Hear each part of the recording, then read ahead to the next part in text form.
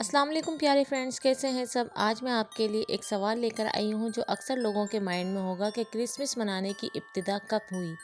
تو آج اس کا جواب آپ کے لیے لے کر آئی ہوں۔ کرسمس دسمبر کا ایک مشہور چھٹی کا دن ہے جسے پوری دنیا میں لوگوں کی ایک بڑی تعداد مناتی ہے۔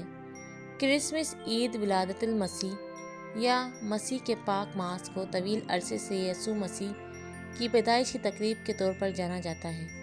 اس تقریب کو پہلی بار 4 صدی کے اوائل میں منایا جانا شروع کیا گیا تھا۔ تاہم کرسمس سے وابستہ کچھ روایات دراصل ایسی ہیں جو مسیحیت سے پہلے کی اقوام کی ثقافت کے حصے کے طور پر شروع ہوئی تھی۔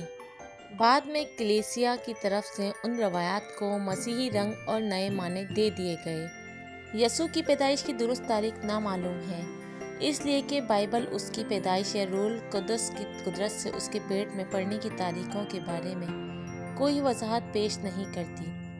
لیکن 2 صدی عیسوی ایک رومی مسیحی تاریخ دان نے جس کا نام سیکسٹس جولس افریکینس تھا، اپنے حساب کتاب سے مریم کے روح القدس کی قدرت سے حاملہ ہونے کے 9 ماہ بعد یسوع کی تاریخ پیدائش 25 دسمبر اخذ کی۔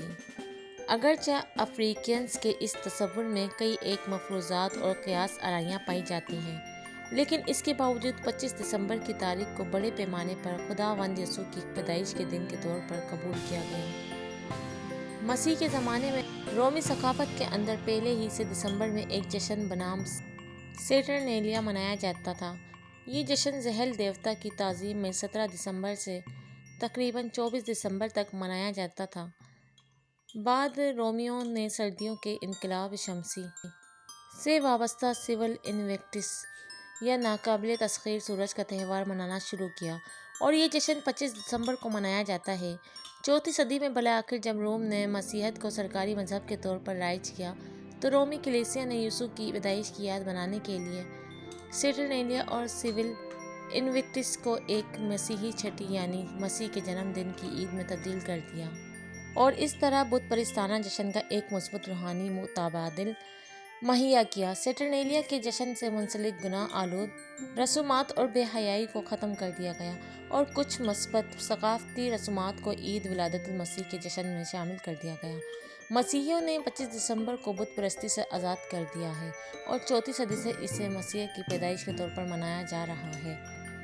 عید ولادت المسیح کرسمس کی قدیم بت پرستانہ کیلنڈر سے وابستگی کو دیکھتے ہوئے سوال یہ پیدا ہوتا ہے کہ جب عید ولادت المسیح اور ایک قدیم رومی بت پرستانہ چھٹی کی ایک ہی مشترکہ تاریخ ہے تو کیا مسیحیوں کے لیے اسے منانا قابل قبول ہے؟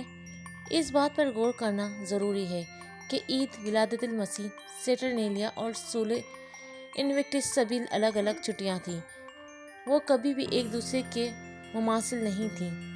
نیز اگرچہ عید ولادت المسیح کی تقریبات کے کچھ عناصر مثلاً گھنٹیاں، موم بتیاں، یولوگ کہلانے والے درخت کے تنے کی لٹ کی سجاوٹ کا ذکر بت پرستانہ مذاہب کی عبادتی تاریخ میں ملتا ہے، لیکن کسی کے گھر میں ایسی اشیاء کا استعمال کسی بھی طرح سے یہ اشارہ نہیں دیتا کہ اس گھر کے افراد بت پرستی کی طرف مائل ہو گئے ہیں۔ مسیحیت صرف ہمارے خداوند اور نجات دہندہ یسوع مسیح کی پیدائش کو یاد کرنے کے لیے کرسمس مناتے ہیں۔